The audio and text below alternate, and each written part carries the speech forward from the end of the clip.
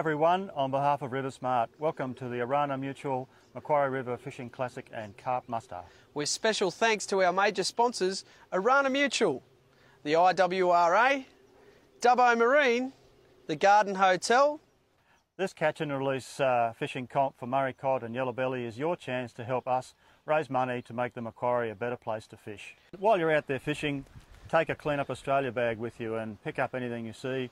Bring it back to the pub of your choice and there'll be a skip waiting for you to dispose of it. Now, I know you're all wondering, how do I enter my native Murray cod or yellowbelly in a fishing competition? Well, first you need a digital camera. Then you simply lay your cod or yellowbelly down on the mat. You place your entrance tag with your entrance number on it on top of the fish and take a nice up-close photo so that we can clearly see the measurement of the fish when you bring it back to your marshal venue. But remember, don't chop off the head or tail because we'll need to be able to zoom in and see how long your fish is. So it's pretty easy. All natives on the mat with your tag on top. And guys, remember, if you want your fish to be counted in the comp, you need to make sure when it's on here that we can see the tail and the head with this. That's one photo, and the second photo we need is you releasing the fish and it swimming away.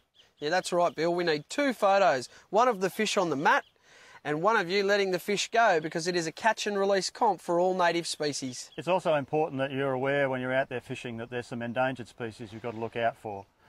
Trout cod, silver perch and catfish. These guys, you've got to release them immediately and safely in accordance with New South Wales fishing rules and regulations. The Arana Mutual Macquarie River Fishing Classic is open to all styles of legal angling, including bait and lures, so good luck out there. And now here's Phil Bolton from New South Wales DPI Fisheries, who's going to tell us all about how to make sure your fish survives the catch and release competition. Phil, thanks very much to you and your team from New South Wales DPI Fisheries for giving us a hand with organising the Macquarie Classic. Are there any tips that you can give people looking to enter the catch and release competition to help sure that their fish survives? Thanks, Matt. Well, the most important thing to do when you're releasing fish is to try and minimise the amount of deep hooking that goes on. This is the really important thing that dictates fish survival. So to hook the fish in the mouth, what you can do is you can use lures. With using lures, with you working the bait, you tend to hook the fish in the mouth because you're pulling the bait away from the fish all the time. However, when you're using bait, then the fish are more likely to swallow the hook. The best thing to do is to try and get hold of some circle hooks. These are specially designed hooks that aim to hook fish in the corner of the mouth. So they're really, really good for releasing fish. Phil, what should we do if our fish happens to engulf the entire bait and we can't even see the hook? The best thing to do, Matt, is to, rather than wriggling around and trying to get that hook out, you can cause much more damage doing that. So the best thing to do is just cut the line as short as you can and get the fish back in the water and release it. Phil, our native fish have got some pretty unique characteristics to help protect them from infection and disease. Can you tell us more about that? What you need to remember, Matt, is that fish are covered in a protective layer of slime.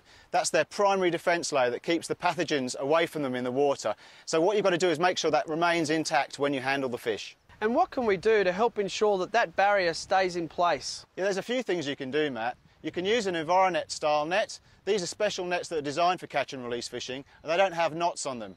The thing about using a traditional net is that the knots, when you scoop the fish up, the knots can cause damage to that protective mucus layer and also damage the skin and also the fins of the fish. So it's really important to try and get a proper catch and release net, an EnviroNet style net. When you handle fish, make sure you wet your hands first. When you want to measure your fish, make sure you dunk your mat in the water. So give it a quick dunk in the water. Bring the fish into the boat and make sure that everything is damp that the fish comes into contact with. So we've got that big cod or that nice size yellowbelly beside the boat.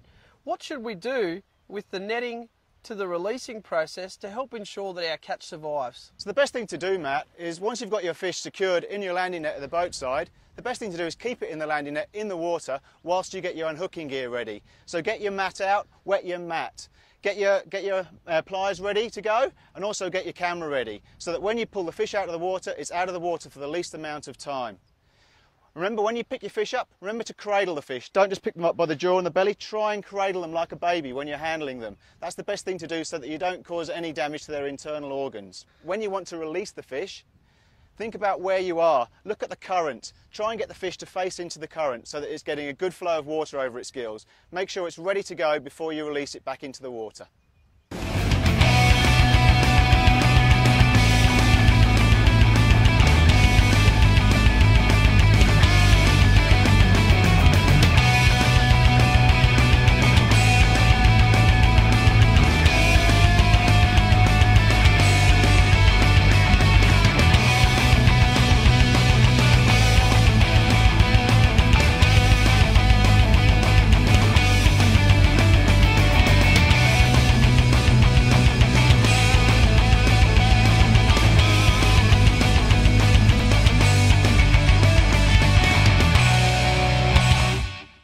looks like it's going to be a pretty fun weekend, Bill. It does indeed, Matt. So, go out, have fun, do a bit of a river clean-up if you get the chance, and we'll see you back at one of the venues on either Saturday night or Sunday night for the big announcements. Thanks for being part of this event.